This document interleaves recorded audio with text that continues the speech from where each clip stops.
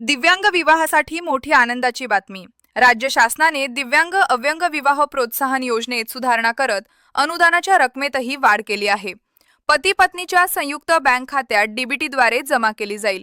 यातील 50% रक्कम 5 वर्षाकरिता मुदत ठेवीत ठेवणे अनिवार्य राहणार आहे. जोडप्याचा विवाह नोंदणीकृत असणे आवश्यक. लाभ फक्त प्रथम विवाहासाठी. विवाहानंतर 1 वर्षाच्या आत अर्ज करावा. अनुदान किती मिळणार? 1,50,000 रुपये.